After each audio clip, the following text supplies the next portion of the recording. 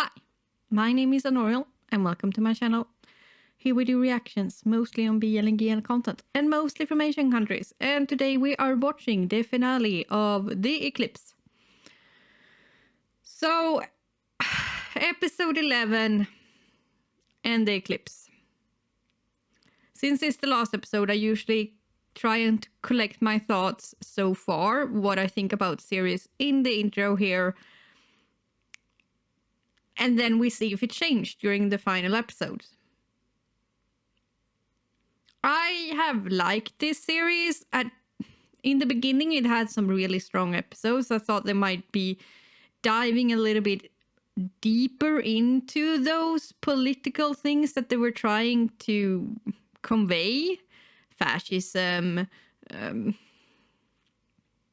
living under a controlling environment, not being able to have freedom of speech, freedom of love, all of that. Like, they touched on so many subjects, but they just touched them. They never went deep on them. Not Me or, yeah. And after episode 3 or 4, a lot of GMMTV series this year, I know not all of you agree with me, but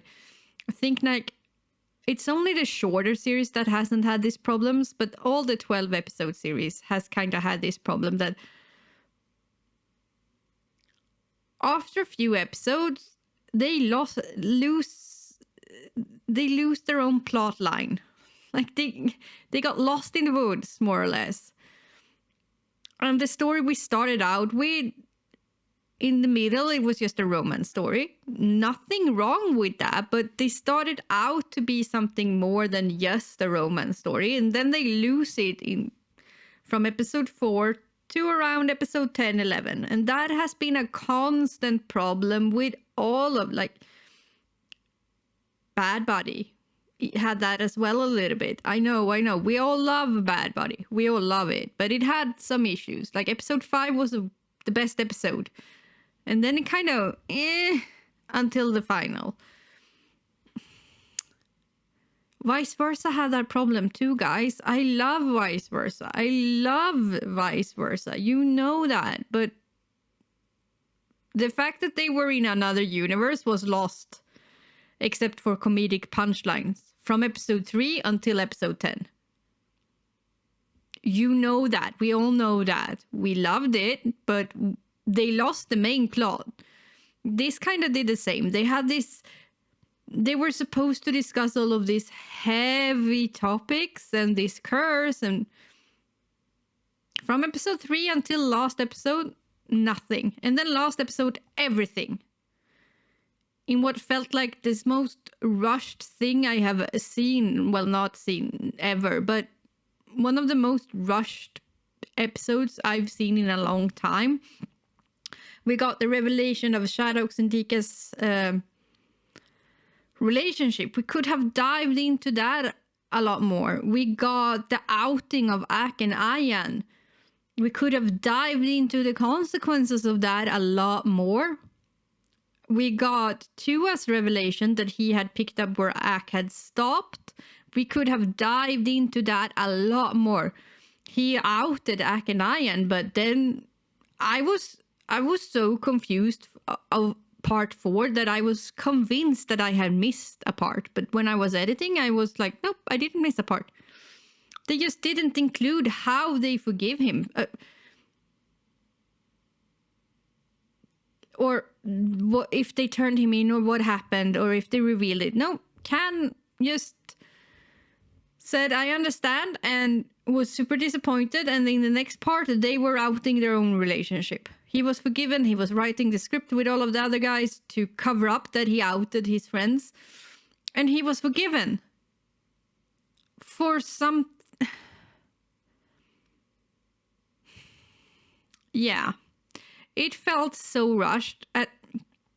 It was like, oh yeah, right, we have a plot here. We have to finish that one off as well. The plot isn't just two guys falling in love. We actually had a deeper plot as well. We forgot about that. Let's fix that. That's kind of how it felt like. And I'm sorry, GMMTV, but you have had this problem for a while now.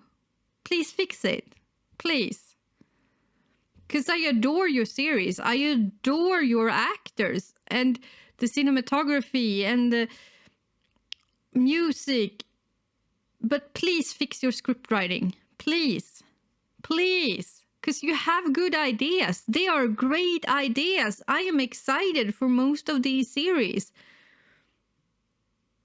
So please fix it. Please. Because I believe you can. So yeah, I feel, I mean, on one part, I really like this series because the chemistry is there, the cinematography is there. It was an interesting plot line. I am just disappointed that someone dropped it and then picked it up last episode and tried to piece it together again in what felt like super rushed. I don't know. I don't know if everybody else feels like that. I guess I'm the weird one again. I usually am.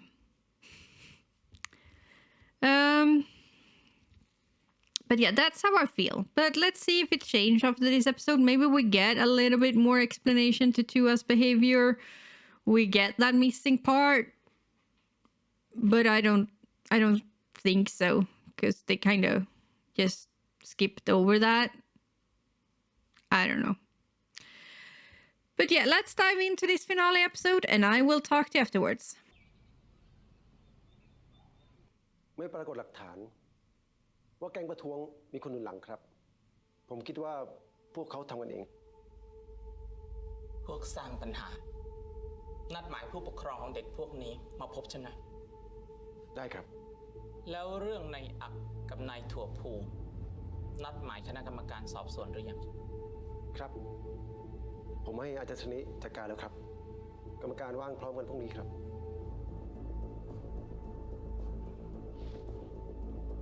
พวกนี้ประเจิดไม่รู้จักระวังตัว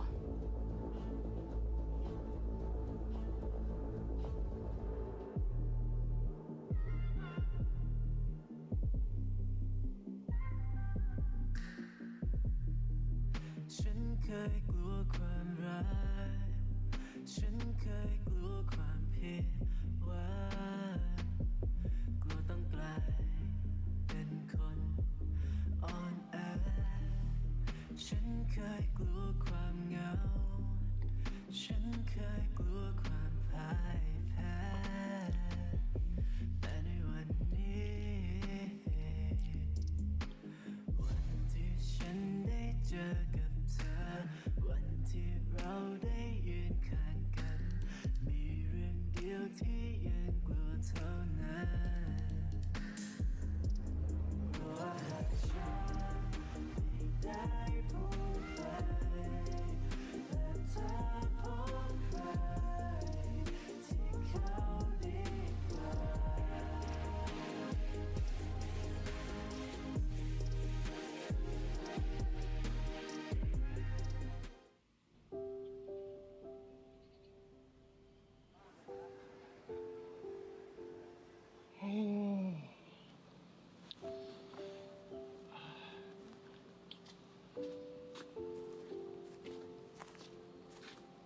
มองเชี่ยอะไรกัน ทำไมกูต้องมาคู่กับเด็กเนิร์ดอย่างมึงด้วยวะแม่งน่าเบื่อไม่หนุกเลย วันหลังมึงไม่ต้องปกป้องกูแบบนั้นอีกแล้วก็ได้นะเว้ย กูชินแล้ว ใครจะบูลลี่อะไรกูอ่ะ กูไม่สนใจหรอก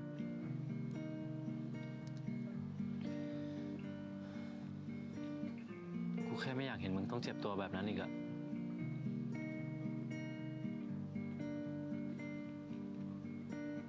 คัดผ่าน เฮ้ยเมื่อกี้พวกกูเป็นไงบ้างวะ เห็นพวกกูปะ So okay. Because yeah, I was like, I remember this, เอาใหม่นะกูเล่นดีแล้ว but ใช่ปะ it wasn't them who said it. มึงเล่นดีแล้ว เป็นไงบ้างทุกคน อาจารย์สวัสดีครับ สวัสดีครับ สวัสดีครับ มามึงดูการแสดงดูตรงนี้ให้มึงดูเล่นดีใช่ เป็นไงบ้างวะสุวัสด์ได้อย่างที่อยากได้ไหม อ๋อ ก็ได้อยู่ครับ อาจารย์จะลองดูไหมครับผม ไว้รอดูตอนเสร็จเลยดีกว่า อันนี้ซีนสุดท้ายแล้วใช่ไหม อ๋อ ยังนะครับ พอดีว่าเดี๋ยวผมเนี่ยจะขึ้นไปถ่ายบนดาดฟ้า แต่ว่าต้องรอสุริยคราสนะครับ อ๋อ พรุ่งนี้ตอนบ่าย ใช่ครับอาจารย์มีอะไรหรือเปล่าครับ พรุ่งนี้เช้าจะมีกรรมการมาสอบสวนเรื่องของอากับถั่วพูนะ แล้วอย่างนี้เนี่ยไอ้อักมันจะเล่นหนังให้ผมยังไงครับ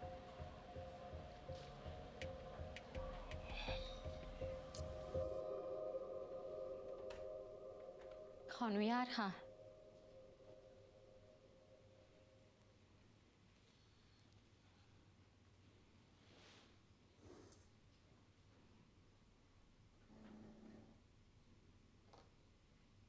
Where are the parents? เรื่องวุ่นวายทั้งหมดนี้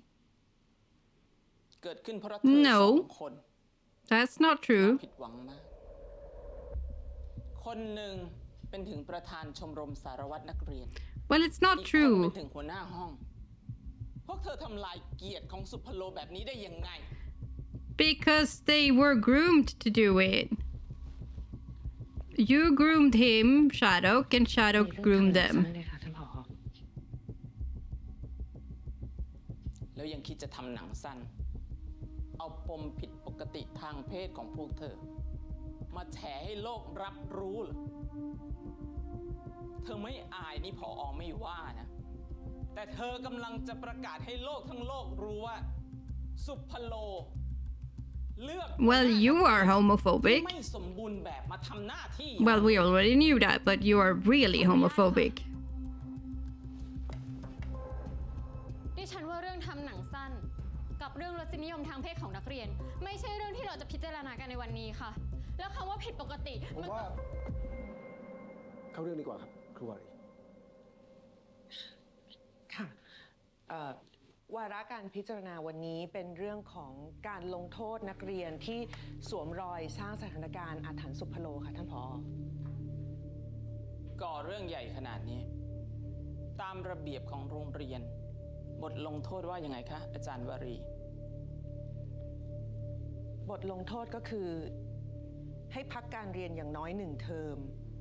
หรือให้พ้นสภาพการเป็นนักเรียนสุพโลค่ะ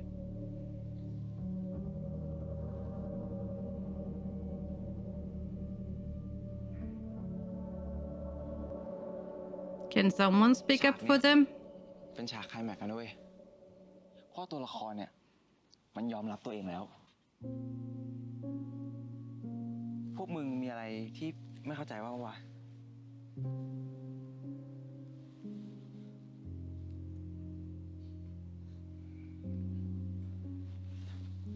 เฮ้ย ไอ้คัน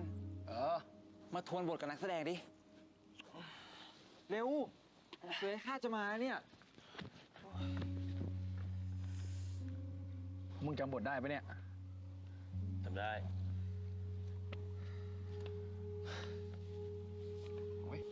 ไอ้วัดดูนู้นดิ เฮ้ย เฮ้ย เฮ้ย เร็วเร็วเร็วเร็วเร็ว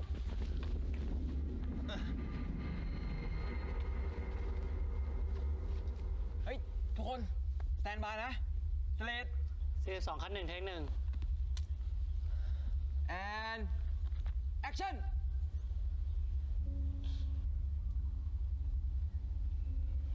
They're gonna improvise, I guess. Or go off script.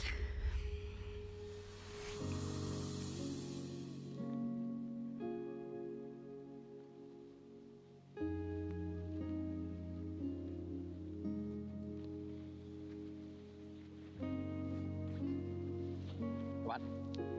มึงไม่สั่งคัดก่อนเหรอ แค่เป็นกูที่ผ่านมา กูก็พยายามแบกทุกอย่างหนักไว้จะตายอยู่แล้วอะแต่ตอนนี้กูไม่สนใจละ ถ้ากูสามารถเลือกอะไรเองสักอย่างหนึ่งได้ กูอยากเลือกที่จะบอกกับมึงว่า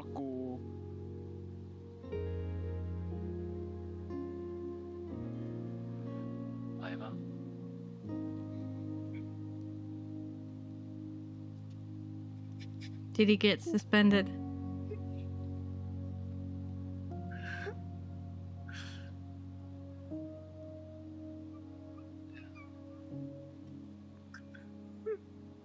กูทำไม่ได้วะชีวิตจริงกูไม่เหมือนในหนังของพวกมึงนะเว้ยที่ตัวละครมันจะยอมรับตัวเองได้ง่ายขนาดนั้นน่ะ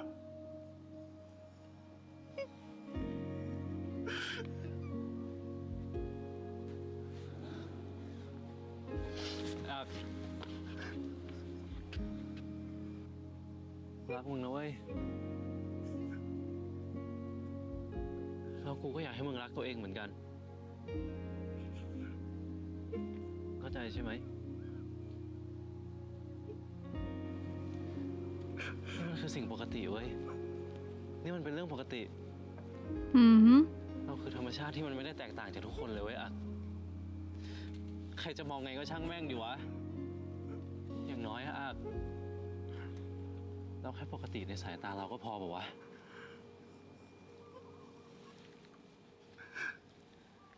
กูรู้แต่กูทำไม่ได้วะกูทำไม่ได้จริงๆ ไอ้อัก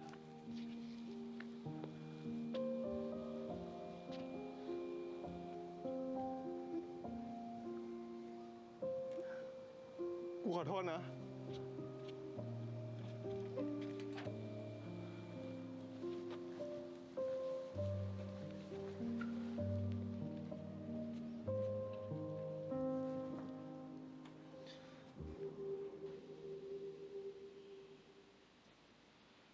So, are they gonna get a movie? I thought the movie was so he could cover up the whole outing thing. I am so lost again. ไงมึง โอ้โห กูทำทุกอย่างพังหมดแล้วอะมึง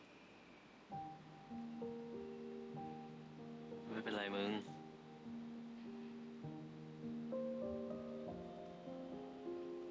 ทำหนังไอ้วัดพังเลยนะเว้ย ทุกคนเขาเข้าใจมึงเว้ย ไอ้วัดฝากมาบอกด้วยนะว่า มึงไม่ต้องคิดมาก เดี๋ยวที่เหลือมันจัดการเอง ทำไมกูถึงเป็นตัวปัญหาขนาดนี้วะมึง You're not. You're a normal teenager. You're actually a pretty good teenager. You care about school.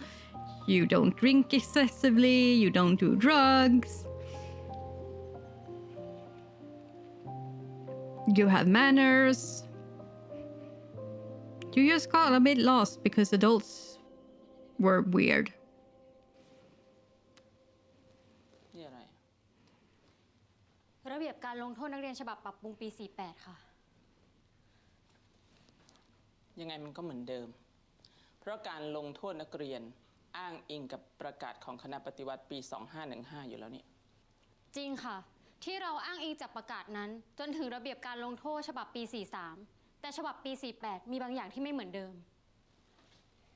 ไม่เหมือนเดิมยังไง ประกาศฉบับปี 48 ได้ตัดการลงโทษ Mm-hmm. โดยการพักการเรียนและให้ออกทิ้ง คงไว้แต่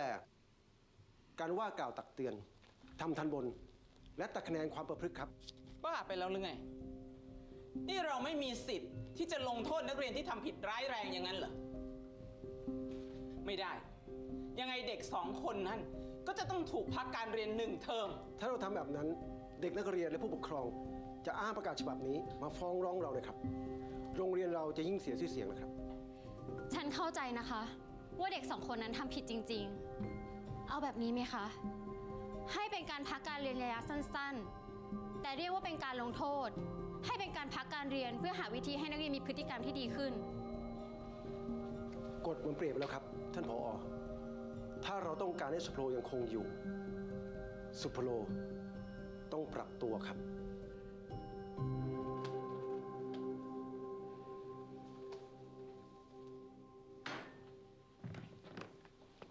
Maybe get her fired? Just saying, a principal can get fired.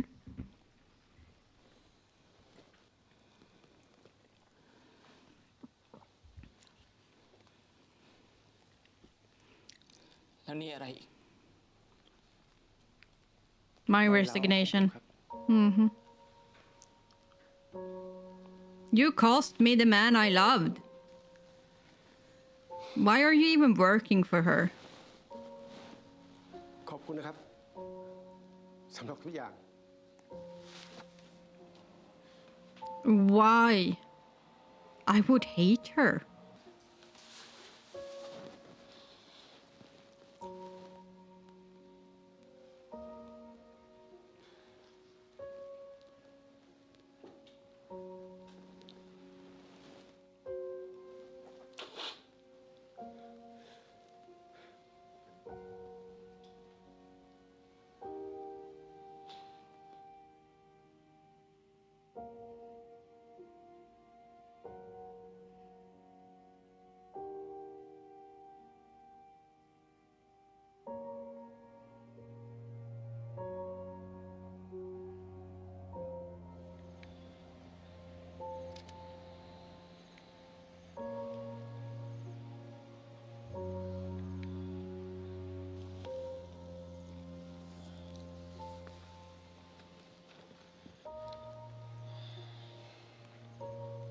ครูขอโทษนะ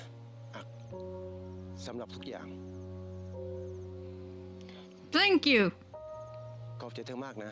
อายัน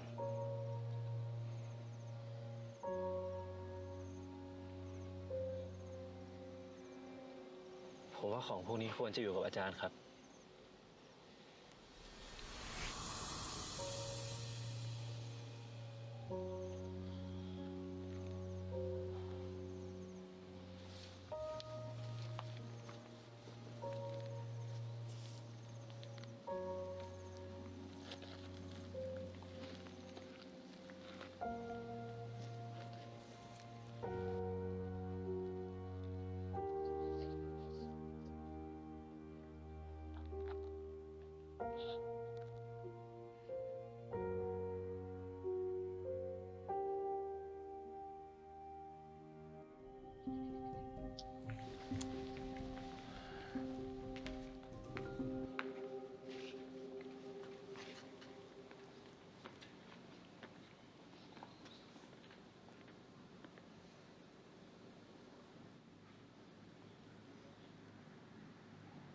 กูขอโทษนะเว้ย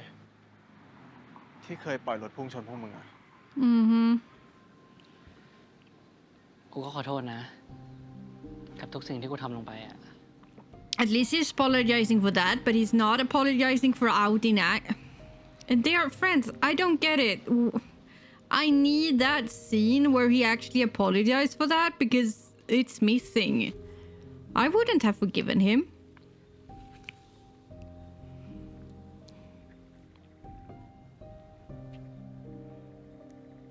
ไว้เจอกันนะ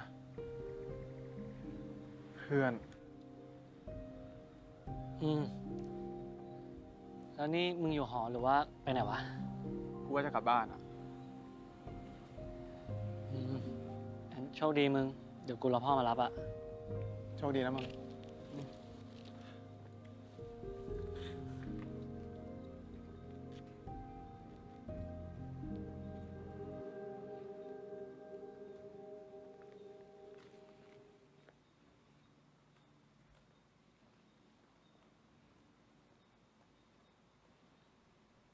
พร้อมไหม ส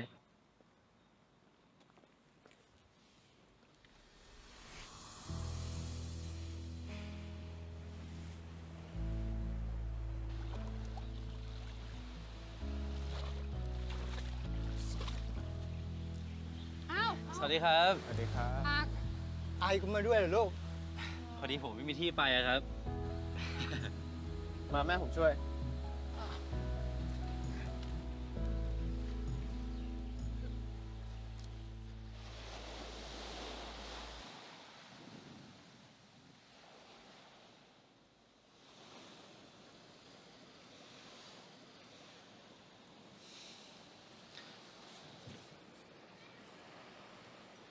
มึงแน่ใจใช่ไหมว่าทำคนเดียวไหวอะ Is he gonna tell them what happened? That he's suspended for a week or two?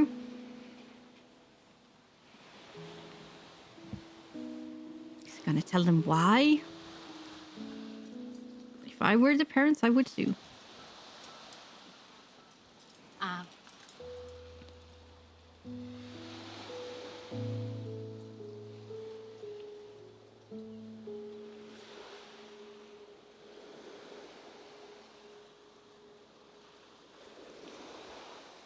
ผมโดนพักการเรียนครับ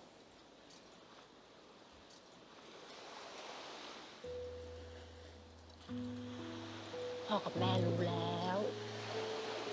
โรงเรียนเขาบอกพ่อเมื่อวาน ถ้าอักพร้อม พ่อกับแม่อยากจะฟังจากอักอีกทีนึงนะ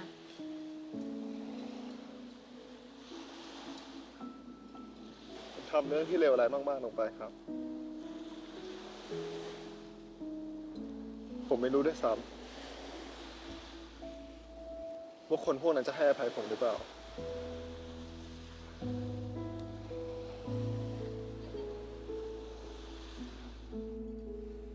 Well, your job is to apologize. Their job is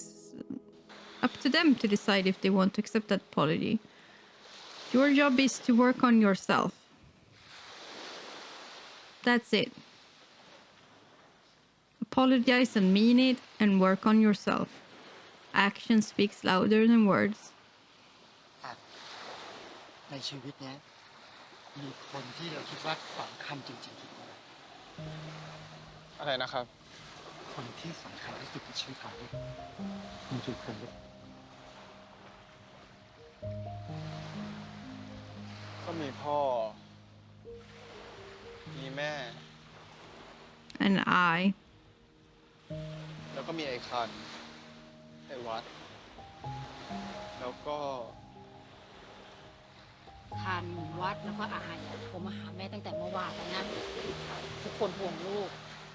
แล้วก็ฝากบอกว่าถ้าลูกพร้อม ก็ติดต่อกลับไปด้วย แต่ว่า3 คนนั้น เขาให้อภัยลูกแล้วส่วนพ่อกับแม่เนี่ยไม่ได้โกรธลูกเลย ตั้งแต่ลูกเกิดมาเนี่ยลูกคือความภาคภูมิใจของเรา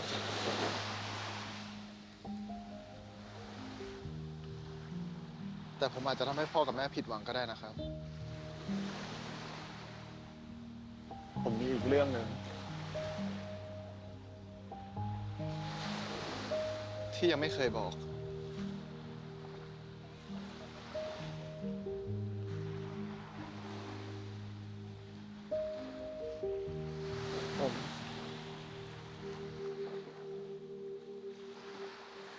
ผม พูดมาเถอะนะ ถ้ามันไอ้สิ่งที่มันอัดอั้นอยู่ข้างในเนี่ยพูดออกมาเลยลูก ให้พ่อกับแม่ได้รับรู้ด้วยนะ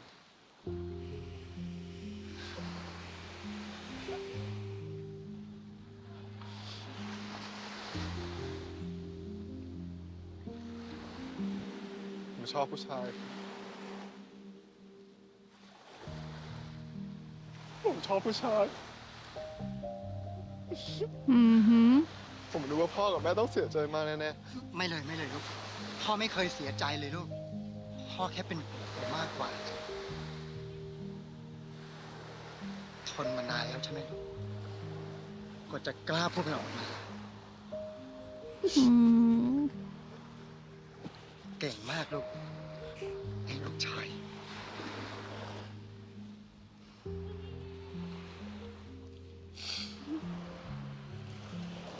ลูก ๆพ่อกับแม่ไม่เสียใจใช่ไหม ไม่เลยลูกไม่เลย ลูกคือลูกของพ่อ คือลูกของพวกเรา Mom might take a few more minutes, but she wasn't super against it. กินกันเลยดีกว่า นานๆก็ได้กินข้าวพร้อมหน้าพร้อมตากันนะกินเลยลูก ครับอร่อยเหมือนเดิมเลยแม่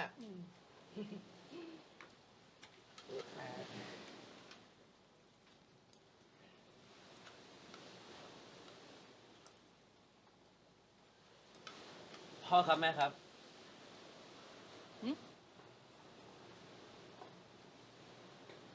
ถ้าผมกับอัดไม่ได้เป็นแค่เพื่อนกัน Yep. Yeah. พ่อกับแม่จะรังเกียจผมไหมครับ He came out to them like 5 minutes ago, you know.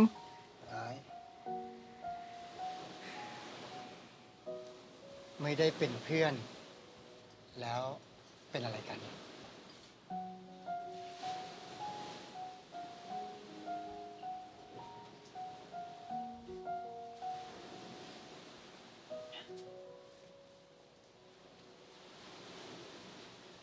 ผมกับอักเป็นแฟนกันครับ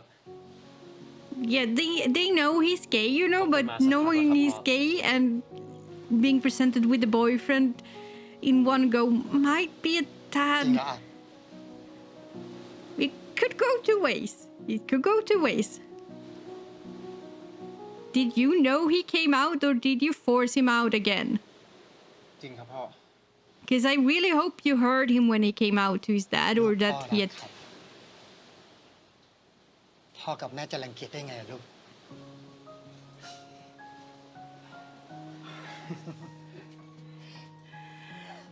คิดกันเยอะ กินเยอะๆเลยอายนี่ ขอบใจนะที่ดูแลอักของแม่ ด้วยเขาเอาด้วย นี่ I mean, they took the outing or the coming out very good. So, but I really hope he knew he had. พี่จาลูกตัวเองไม่เห็นตากให้เลยตากให้แต่ แฟนลูกไง นี่แฟนลูก ตากให้ด้วยเลย นี่ตักให้เยอะกว่าอายอีกอ่ะมาไป2 ชิ้นเลย วันเนี้ยมึงเก่งมากเลยนะ Mm-hmm. กล้าบอกความจริงกับพ่อแม่มึงอะ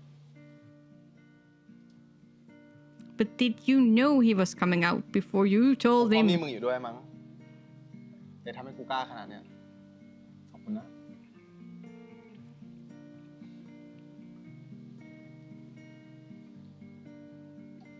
แล้วนี่มึงคุยกับไอ้วัดไอ้คันยัง ยังอ่ะ กูไม่กล้าสู้หน้าพวกมันอ่ะ กูเล่นทำหนังสั้นมันพังซะขนาดนั้นอ่ะ มึงคิดมาก ไม่มีอะไรหรอก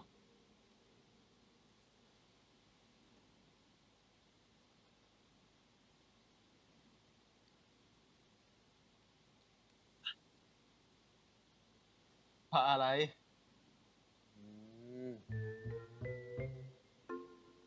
อันเรื่องนะเนี่ย กูหมายถึงว่าไปนอนกัน กูขับรถมาเหนื่อยทั้งวันน่ะ ง่วงแล้ว เหนื่อยแล้วเหรอ กูก็นึกว่าคืนนี้เราจะ จะอะไรวะ เปล่าอยากจะอะไร ไปนอนดีกว่า อยาก โอ้ยนอนหลับแล้ว พูดมา ไม่หลับแล้ว อยากมึงอยาก They แกล้ง are หลับ adorable. ดิบอกกูมาอยากทำไร ไม่ อยาก พอแล้วไปนอนไป ไปนอน จะอะไรบอกกูมาก่อน ไปนอนไปเสียงดัง โอเค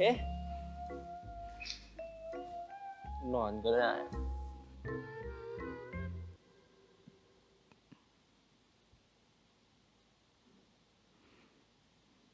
ไอ้หลับรอ นี่เร็ว นอนกอดกันเร็ว มาเร็ว นี่ กอดกูไว้แน่นๆล่ะ เผื่อคืนนี้มึงฝันร้าย Mm-hmm.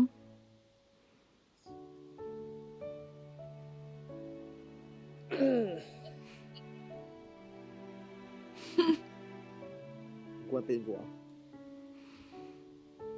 A little bit. A little bit.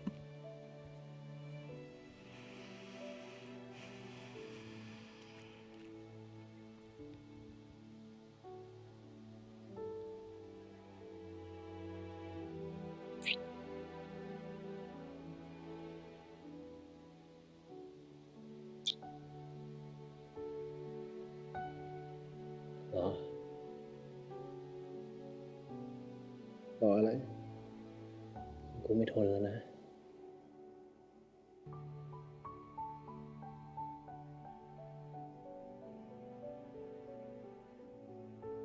ไ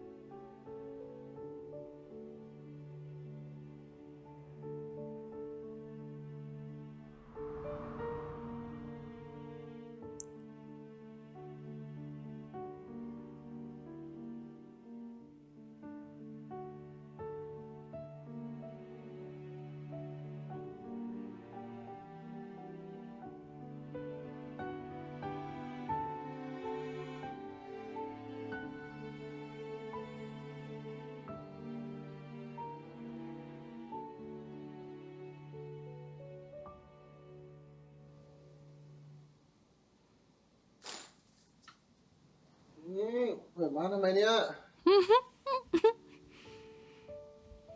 กว่าจะตื่นนะมึงอ่ะเชียร์เหรอ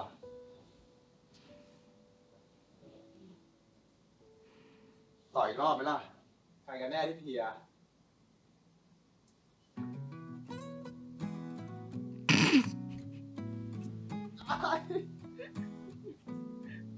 อาบน้ำไหม ไอ้ตอนเด็กๆกูเคยฝันว่ากูอยากล่องเรือไปในทะเลที่แบบให้ไกลสุดขอบทะเล จริงเหรอ ไปดิ ไอ้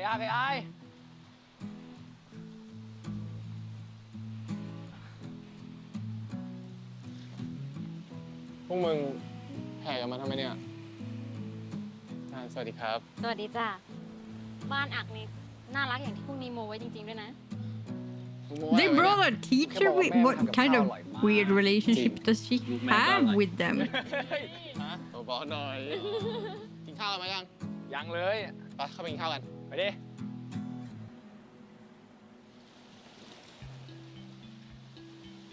อาจารย์ไม่ลงทะเลด้วยล่ะ ไม่ละค่ะ ขอยืนดูอยู่ตรงนี้ดีกว่า เป็นวัยรุ่นนี่มันดีจริงๆเลยเนาะ แต่เด็กๆเขาก็มีเรื่องเครียดๆในแบบของเขาละค่ะ ไม่ได้สบายอย่างที่พวกเราคิดกันหรอก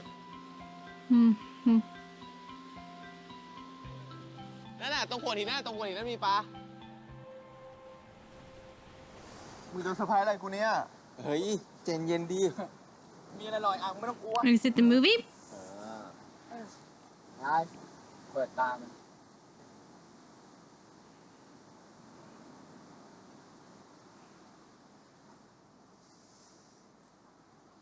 อะไรของมึงเนี่ย หนังกูเสร็จแล้วอะมาดูกัน เร็วเลยวัด แต่กูทำฉากนั้นพังไปแล้วไม่ใช่เหรอวะ มันก็ดูก่อน I mean, you did kiss him first, so he could have done some really clever editing. คาด เป็นอีกคำที่เรียกสุริยคราสอะ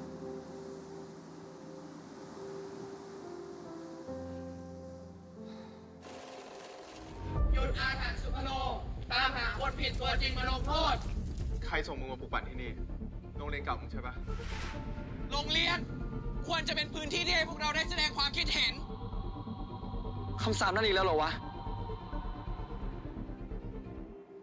วันหลังมึงไม่ต้องปกป้องกูแบบนั้นอีกแล้วก็ได้นะเว้ย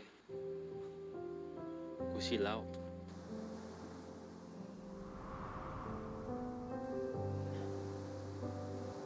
อะไร กูกลัวมึงหายไปอีกอะ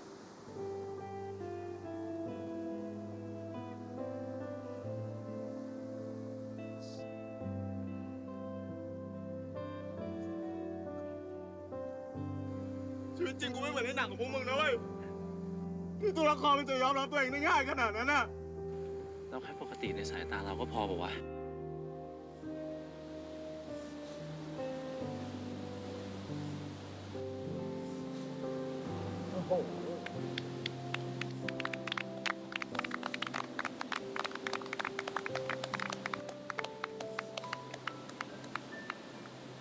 ไอ้วัด มึงไม่ได้ตัดฉากนั้นออกเลยเหรอวะ ก็มึงจริงใจนี่กูจะตัดได้ไง แต่ภาพออกมาเจ๋งมากเลยนะวัด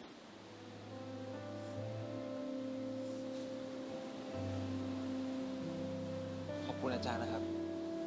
ที่ไม่ปล่อยให้ผมหลงทาง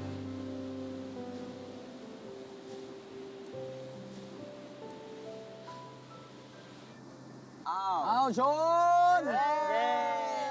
เอ้ยเธอมาดิเดี๋ยวกูไปปิ้งก่อนนะ รอแป๊บหนึ่ง เมาดูกระดูกช่วยปิ้งครับ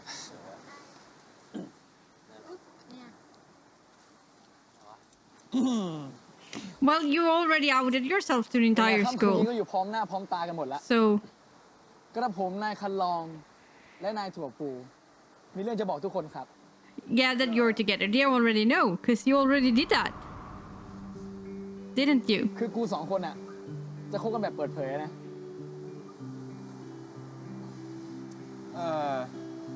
แค่นี้เนี่ยยังเปิดเผยไม่พออยู่แล้วเพื่อน Mm-hmm. กูว่าการคัมเอาท์อ่ะมันไม่ได้ต้องการแค่ความกล้าของตัวเองอย่างเดียวอ่ะแต่ว่ามันต้องมีครอบครัวแล้วก็คอมมูนที่เข้าใจแล้วก็ซัพพอร์ตด้วยอะพวกกูสองคนโชคดีที่มีพวกมึงเข้าใจแล้วก็ขอบคุณอาจารย์สนิทด้วยนะครับ But you know the และ school เนื่อง won't ในโอกาสพิเศษแบบ accept นี้ accept พวก it. ผมสองคนก็มีโชว์พิเศษให้มาให้ทุกคนด้วยนะครับ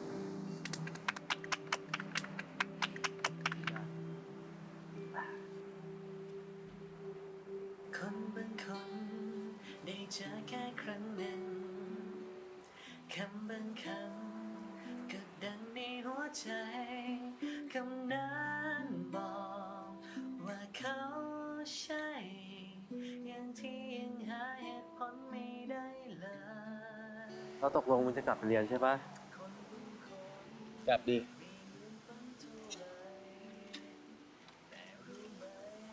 กูมีทั้งเพื่อนๆแล้วก็อาจารย์ที่คอยซัพพอร์ตกูขนาดนี้กูจะกลัวอะไรกัน แล้วกูอ่ะ กูไม่ซักมึงเหรอ ฮะ กูรู้แล้วนะ ถ้าไม่มีมึงอะกูไม่รู้เหมือนกันว่ากูจะผ่านมาถึงจุดนี้ได้ยังไง คนที่ฉันจะได้พบแล้วรู้ลายเมื่อได้เจอจะถามคำแบบไหนที่ดีพอคนนั้นต้องเป็นเธอ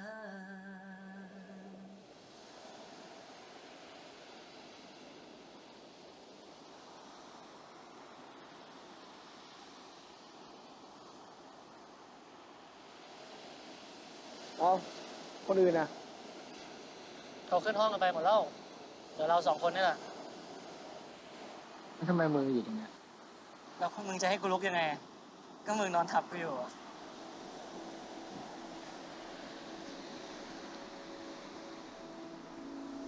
You could awaken him. เหตุผลมีแค่นี้นะ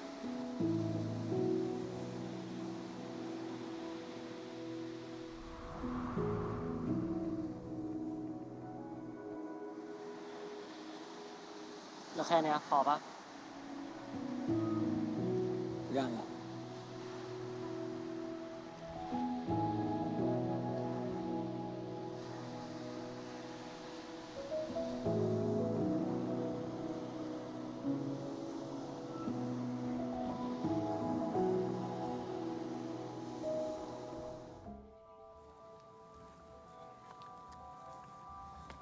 สวัสดีจ้ะสวัสดีจ้า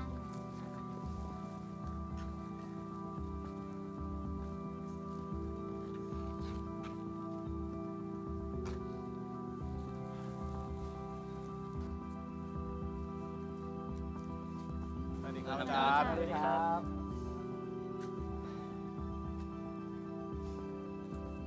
ชมรมสิทธิเยาวชนของพวกหนูกำลังเปิดรับสมัครสมาชิกใหม่นะคะ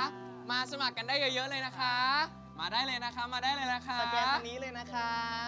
อีบุ๊กออนไลน์ค่ะ I think they want to join. ยินดีต้อนรับกลับโรงเรียนนะครับพี่ ดาวน์โหลดอีบุ๊กพวกหนูได้ดิ พี่อักพี่ถั่ว รับไม่ปิวพวกหนูหน่อยสิ มาสมัครกันได้เยอะๆเลยนะคะ มาเลยค่ะ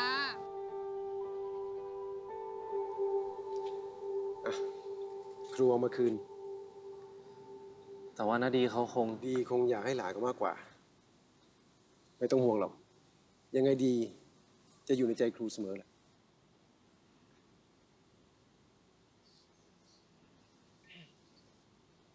เมื่อวานครูเจอเมธ พี่เมธเป็นไงบ้างครับอาจารย์ ผมเห็นว่าเขาเป็นเด็กมหาลัยแล้วน่าจะเท่น่าดูเลยนะครับ เขาป่วยเป็นโรคซึมเศร้า ต้องดรอปเรียน1 ปี เห็นพ่อเขาบอกว่าเมธอะเข้ากับสังคมใหม่ไม่ได้ Mm-hmm. คงเป็นเพราะโรงเรียนเราแหละที่ทำร้ายเขาไว้เยอะ Mm-hmm. They come out to the real world and it's nothing like ทุกการต่อสู้ แม้จะเล็กน้อยแค่ไหน ที่สุดแล้วย่อมนำพาไปสู่การเปลี่ยนแปลงในวันนี้กฎของสุพโลที่เคยยึดถือกันมากว่า100 ปีก็มีการปรับเปลี่ยนบางข้อเพื่อให้เข้ากับการเปลี่ยนแปลงของยุคสมัยใหม่มากขึ้นตั้งแต่นี้ไปผมขอลาออกจากการเป็นสารวัตรนักเรียนเพื่อใช้เวลาทบทวนตัวเองครับและจากที่เรามีมติเห็นตรงกันผู้ที่ผ่านการคัดเลือกและมีคุณสมบัติเหมาะสมที่จะมาเป็นสารวัตรนักเรียนคนใหม่นั่นก็คือนายนโมธรรมรงธรรม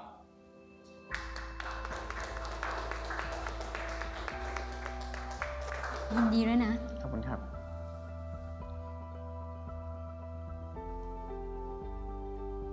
ส่วนตำแหน่งประธานชมรมสารวัตรนักเรียนคนใหม่ ซึ่งปีนี้เป็นปีแรกที่เราใช้ระบบการลงคะแนนเสียง ตอนนี้ผลการเลือกตั้งอยู่ที่อาจารย์แล้วค่ะ ขอแสดงความยินดีให้กับประธานชมรมสารวัตรนักเรียนคนใหม่ นายวสุวัฒน์ก้องเกียรติค่ะ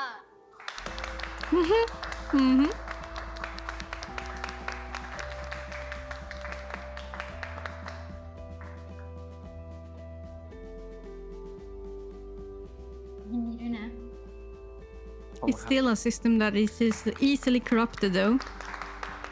Just saying.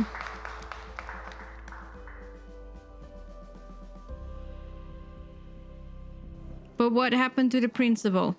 Are we gonna know that? Because she was still in, you know... She still rules. เชี่ยนี่ข้อนี้ตบเลยว่ะยากชิบหาย คันลอง ครับ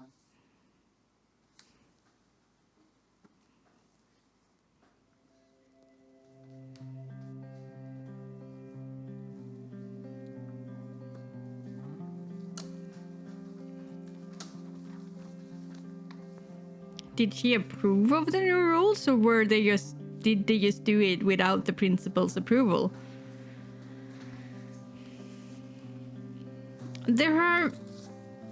It feels so rushed. I'm sorry, it still feels a bit rushed. เกร็ดประวัติศาสตร์ในเว็บไซต์ที่เธอบอกมาแล้วนะ ก็มีประเด็นต่างๆที่น่าสนใจดี ถ้านักประวัติศาสตร์คนนี้เขาเขียนบทความอะไรอีกอะส่งลิงก์ให้ครูด้วยนะ ครับอาจารย์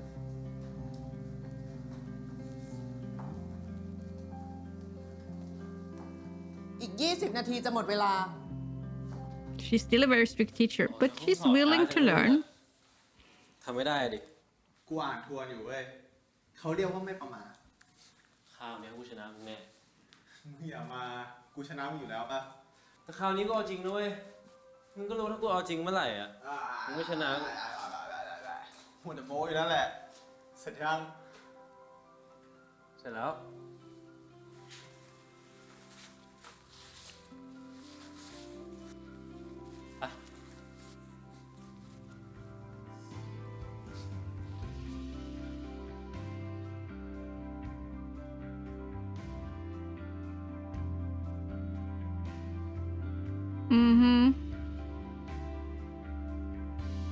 Not that hard. Well, it is hard. I know it requires a lot of courage. เสร็จแล้วโว้ยปิดเทอมแล้ววู้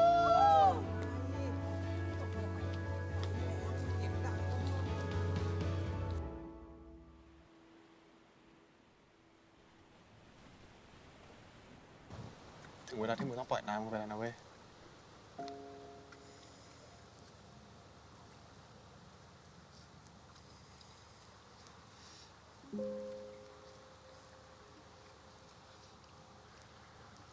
ลาก่อนนะครับนะ ลาก่อนครับ อาจารย์ดีกา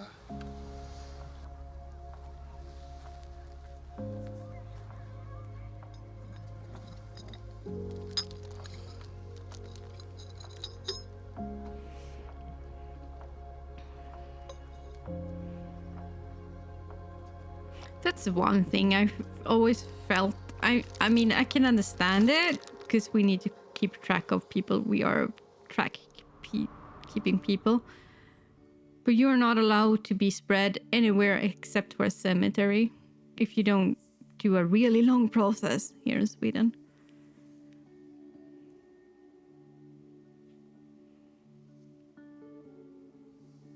ร้อมนะ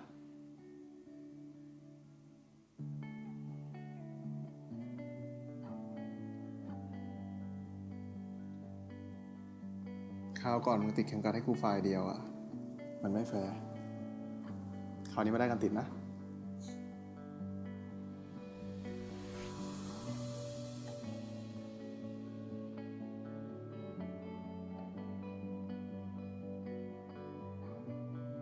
ชอบว่ะเหมือนแลกแหวนแต่งงานเลย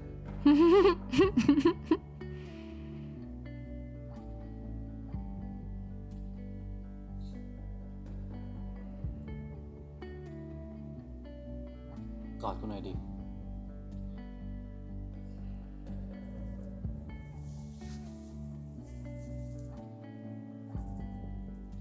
ตัวมึงอุ่นจังไงตัวใหญ่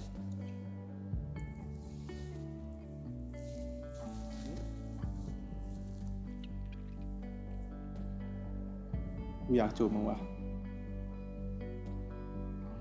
กูขอจูบมึงได้ไหมวะ ได้ดิ กูก็อยากจูบมือเหมือนกัน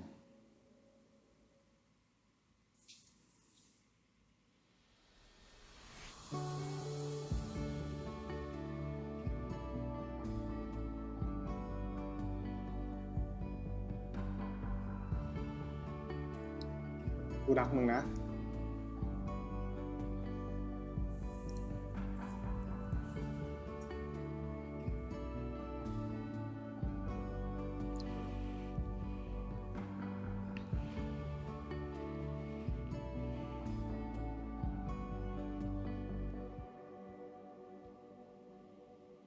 ในโลกที่วกวนกับผู้คนที่ใจร้ายเธอเหมือนแสงจันทร์ที่ส่องมาเปลี่ยนโลกที่มืดมนเสกดาวขึ้นจนเต็มฟ้า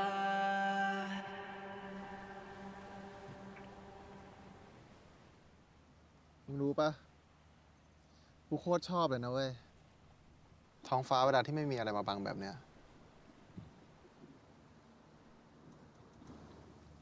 รู้ดิ กูก็ชอบเหมือนกัน ชอบท้องฟ้าเหรอวะ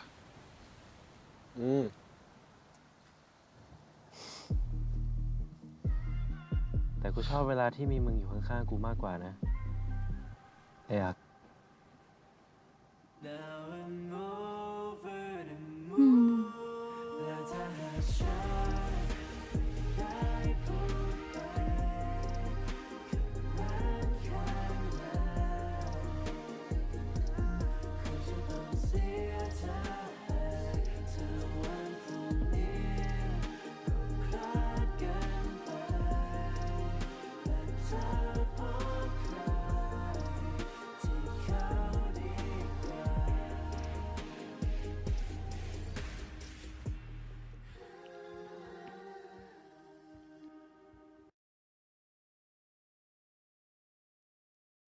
Okay, so that was the finale of the Eclipse. And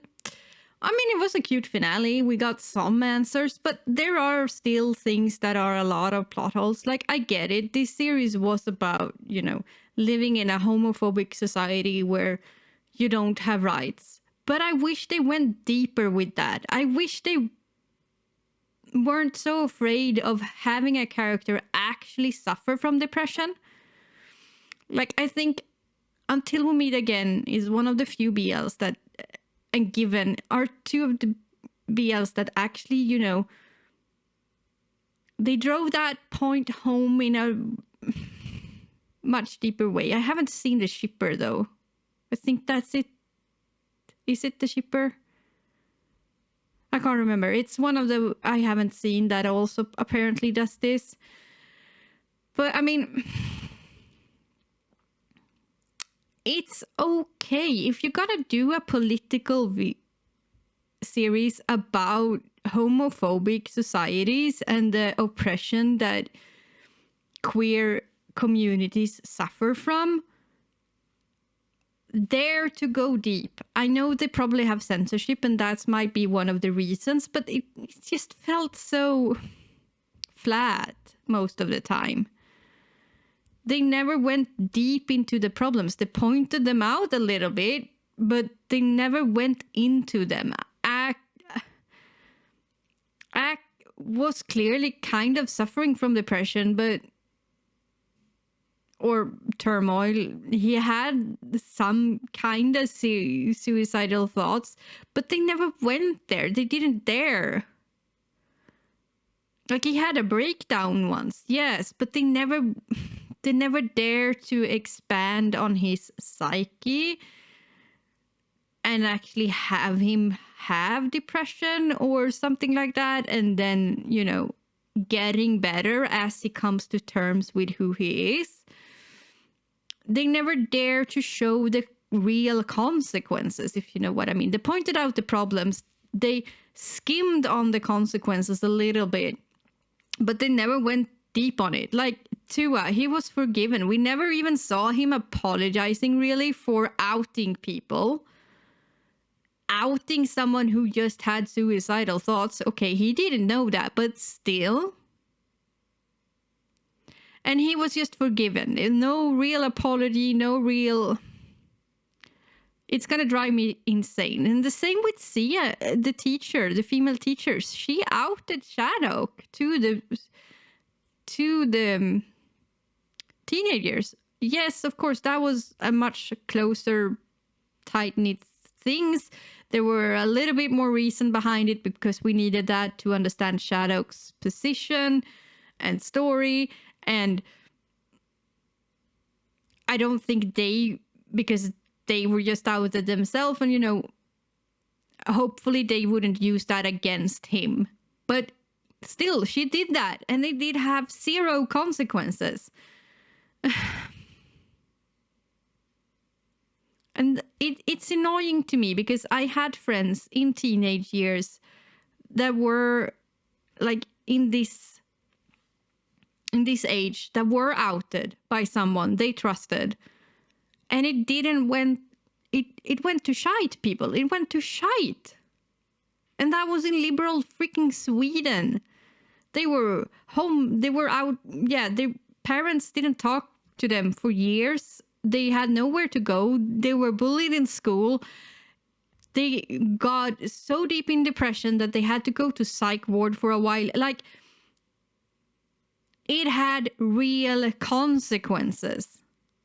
And they never forgave that person who outed them. Let me tell you that. And I just get annoyed when you try to make a series to point out a homophobic society, but you don't point out the consequences. Not really. Like, you skim on the surface. Yeah, I mean, it's good. It's good that you do, and that you talk about equal rights and all of it, but go deeper. Dare to go deeper, please. You had a lot of time. Like I said, you lost your own plot in like 5-6 episodes. You could have gone a lot deeper during those episodes. I really enjoyed the actors. I really enjoyed the cinematography. I like the plot. I like what they were trying to do. I do, but they got lost in the woods. I wanted them to go deeper. I wanted them to... Yeah.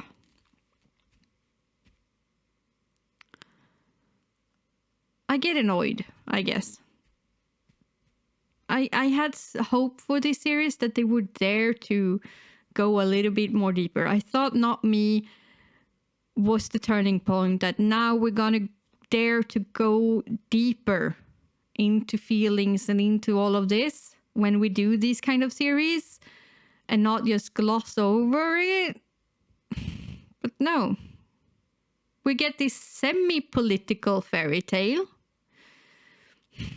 And then I'd rather just have the fairy tale, to be honest.